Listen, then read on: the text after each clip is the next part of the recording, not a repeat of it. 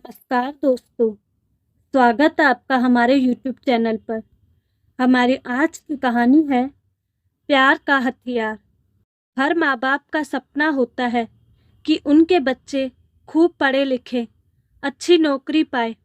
आकाश ने बीए पास करने के बाद एक नौकरी भी ढूंढ ली ताकि वह अपनी आगे की पढ़ाई का खर्चा खुद उठा सके। उसकी बहन नैना ने इस साल इंटर की परीक्षा दी थी। दोनों की आयु में 3 वर्ष का अंतर था।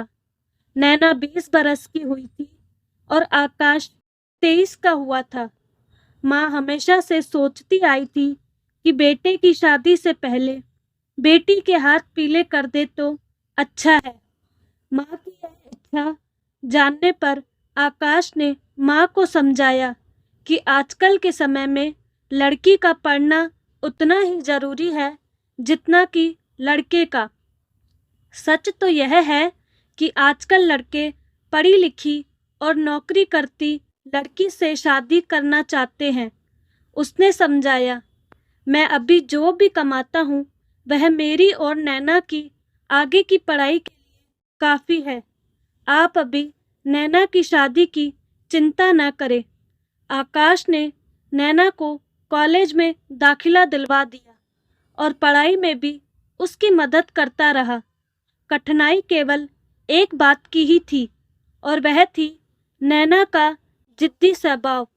बचपन में तो ठीक था, भाई उसकी हर बात मानता था, पर अब बड़ी होने पर माँ को उसका जिद्दी होना ठीक नहीं लगता, क्योंकि वह हर बात हर काम अपनी मर्जी अपने ढंग से करना चाहती थी। पढ़ाई और नौकरी के चलते अब आकाश ने बहुत अच्छी नौकरी ढूंढ ली थी। नैना का कॉलेज ख़त्म होते उसने अपनी जान पहचान से नैना की नौकरी का जुगाड़ करवा दिया था। माँ ने जब दोबारा नैना की शादी की बात शुरू की तो आकाश ने आश्वासन दिया कि अभी उसे नौकरी शुरू करने दे और वह अवश्य नैना के लिए योग्य वर ढूंढने का प्रयास करेगा। इसके साथ ही उसने माँ को बताया कि वह अपने ऑफिस की एक लड़की को पसंद करता है और उससे जल्दी शादी भी करना चाहता है, क्योंकि उसके माता पिता उसके लिए लड़का ढूंढ रहे हैं। माँ यह सब सुन घबरा गई कि पति को कैसे यह बात बताई जाए। आज तक उनकी बिरादरी में विवाह माता पिता द्वारा तय किए जाते थे। आकाश ने पिता को सारी बात खुद बताना ठीक समझा। लड़की के पिता को पूरी जानकारी दी, पर यह नहीं बताया कि माँ को सारी बात पता है। पिता खुश हुए पर कहा, अपना निर्णय वे कल बताएंगे। अगले दिन जब पिता ने अपने कमरे से आवाज़ दी तो वहां पहुंच आकाश ने माँ को भी वहीं पाया। हैरानी की बात कि बिना लड़की को देखे, बिना उसके परिवार के बारे में जाने, पिता ने कहा, ठीक है, तुम खुश तो हम खुश। यह बात आकाश ने बाद में जानी कि पिता जान पहचान के एक ऑफिसर जो उसी के ऑफिस में ही थे से वे जानकारी ले चुके थे। एक समय इस ऑफिसर के भाई व आकाश के पिता इकट्ठे पड़े थे।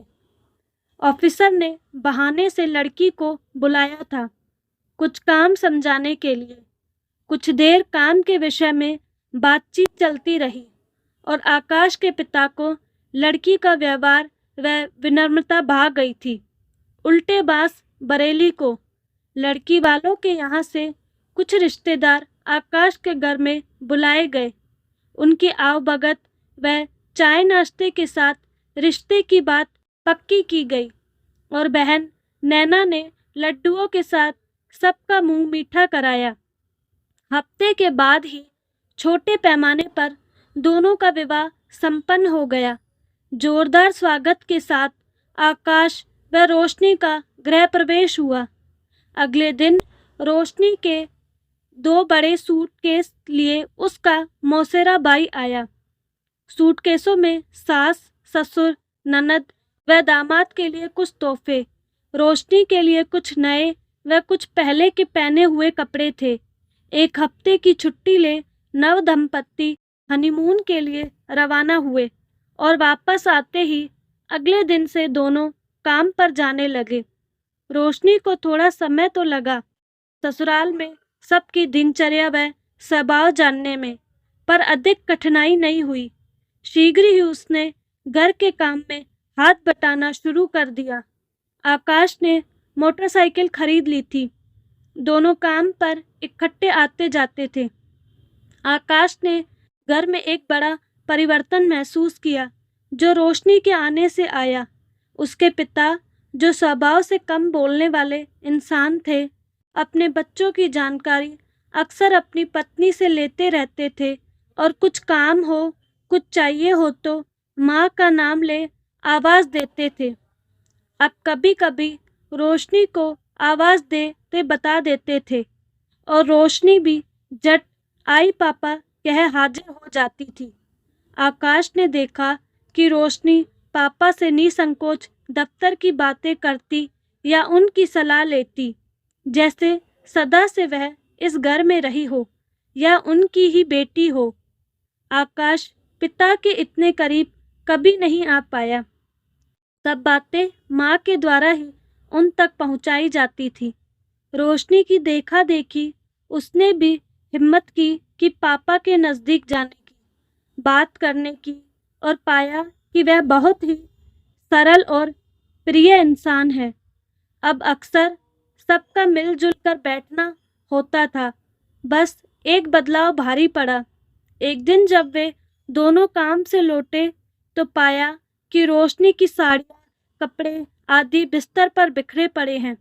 रोशनी कपड़े तय कर वापस अलमारी में रख जब माँ का हाथ बटाने रसोई में आई तो पूछा, माँ, आप कुछ ढूंढ रही थी मेरे कमरे में? नहीं तो क्या हुआ? रोशनी ने जब बताया तो माँ को समझते देर न लगी कि यह नैना का काम है। नैना जब काम से लौटी तो रोशनी की साड़ी व ज्वेलरी पहने थी। माँ ने जब उसे समझाने की कोशिश की तो वह साड़ी बदल ज्वेलरी उतार गुस्से में भाभी के बेड पर पटक आई और कई दिनों तक भाई भाभी से अनबोली रही। फिर एक सुबह जब रोशनी तैयार हो साड़ी के साथ मैचिंग नेकलेस ढूंढ रही थी तो देर होने के कारण आकाश ने शोर मचा दिया और कई बार मोटरसाइकिल का हॉर्न बजा दिया। रोशनी जल्दी से पहुंची और देर लगने का कारण बताया। शाम को नैना ने नेकलेस उतारकर माँ को थमाया। रोशनी को लौटाने के लिए हद हो गई। निकाला खुद और लौटाए माँ, आकाश के मुंह से निकला। ऐसा जब एक दो बार और हुआ तो माँ ने रोशनी को अलमारी में ताला लगाकर रखने को कहा, पर उसने कहा कि वह ऐसा नहीं करना चाहती। तब माँ ने आकाश से कहा कि वह चाहती है कि नैना को चीज मांग कर लेने की आदत हो, न कि हथियाने की। माँ के समझाने पर आकाश रोज ऑफिस जाते समय ताला लगा चाबी माँ को थमा जाता। अब तो नैना का अनबोलापन क्रोध में बदल गया। इस बीच रोशनी ने अपने मायके की रिश्तेदारी में एक अच्छे लड़के का नैना के साथ विवाह का सुझाव दिया। आकाश, रोशनी लड़के वालों के घर जा सब जानकारी ले आए और बाद में विचार कर उन्हें अपने घर आने का निमंत्रण दे दिया ताकि वे सब भी उनका घर रहन सहन देख ले और लड़का लड़की एक दूसरे से मिल ले। रोशनी ने हल्के पीले रंग की साड़ी और मैचिंग ज्वेलरी निकाल नैना को उस दिन पहनने को दे दी, जो उसने गुस्से में लेने से इनकार कर दिया। बाद में आकाश के बहुत कहने पर पहन ली। रिश्ते की बात बन गई और शीघ्र ही शादी की तारीख भी तय हो गई। रोशनी व आकाश माँ और पापा के साथ शादी की तैयारियों में जुट गए। सब कुछ बहुत अच्छे से हो गया, पर जिद्दी नैना विदाई के समय भाभी के गले नहीं मिली। नैना के ससुराल में सब बहुत अच्छे थे। घर में सास, ससुर, नैना का पति विनय और बहन रुचि, जिसने इसी वर्ष ड्रेस डिजाइनिंग का कोर्स शुरू किया था। रुचि नैना का बहुत ध्यान रखती थी और माँ का काम में हाथ बटाती थी। नैना ने न कोई काम मायके में किया था और न ही ससुराल में करने की सोच रही थी। एक दिन रुचि ने भाभी से कहा कि उसके कॉलेज में कुछ कार्यक्रम है और वह साड़ी पहनकर जाना चाहती है।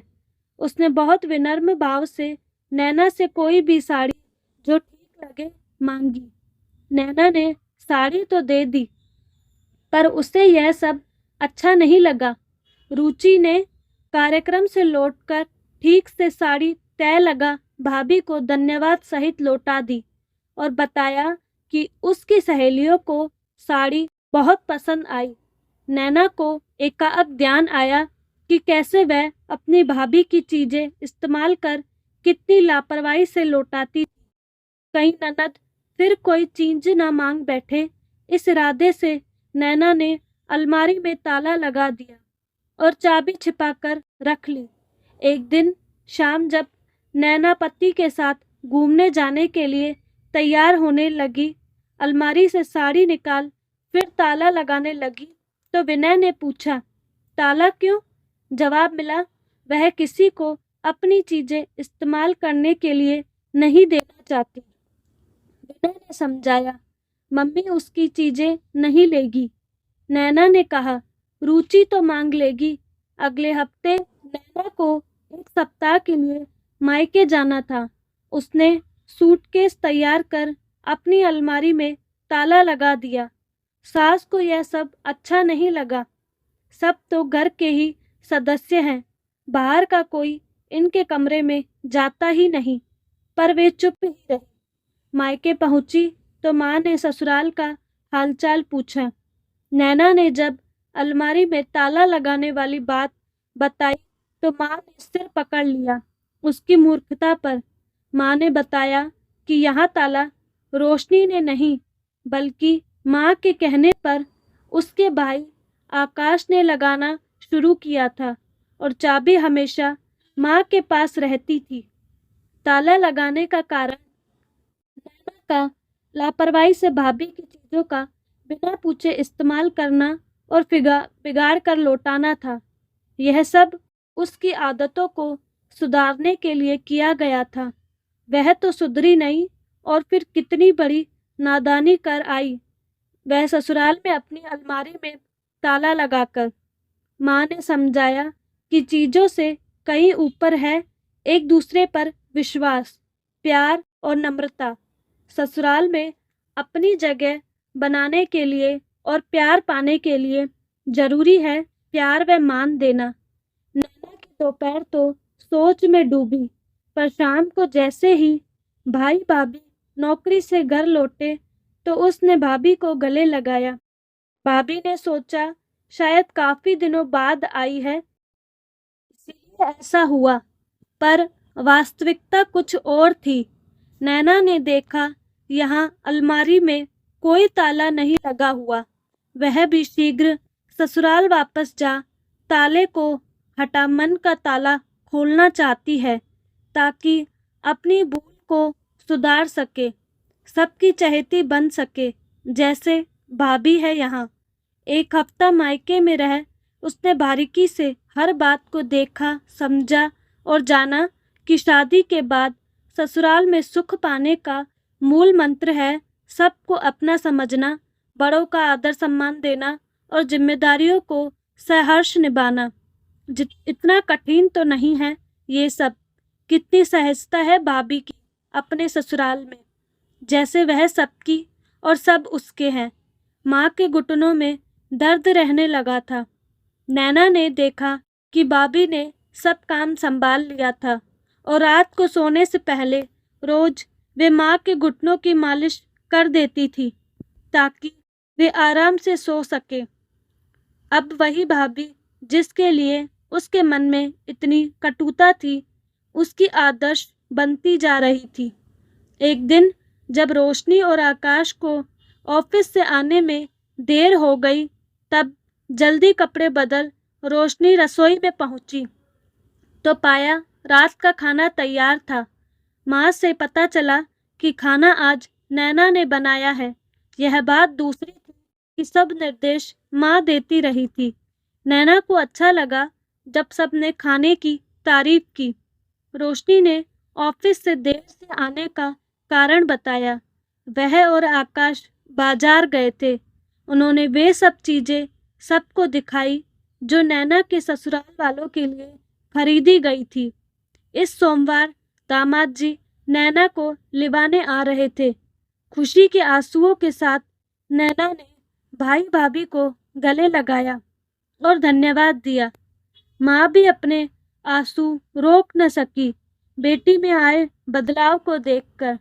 नैना ससुराल लौटी एक नई उमंग के साथ, एक नए इरादे से, जिससे वह सबको खुश रखने का प्रयत्न करेगी और सबका प्यार पाएगी, विशेषकर विनय का। नैना ने पाया कि उसकी सास हर किसी से उसकी तारीफ करती है। ननद उसकी हर काम में सहायता करती है और कभी प्यार से भाभी जान बुलाती है। ससुर फूले नहीं समाते कि घर में अच्छी बहू आई, और विनय तो नैना पर प्यार लुटाता नहीं थकता। नैना बहुत खुश थी कि जैसे उसने बहुत बड़ा किला फतेह कर लिया हो, एक छोटे से हथियार से, प्यार का हथियार। तो दोस्तों, कैसी लगी आपको कहानी? अगर आप रोशनी की जगह होते तो क्या करते? अपनी राय कमेंट बॉक्स में ज़रूर दीजिएगा और साथ ही चैनल को लाइक, शेयर एंड सब्सक्राइब करना ना भूलें। धन्यवाद।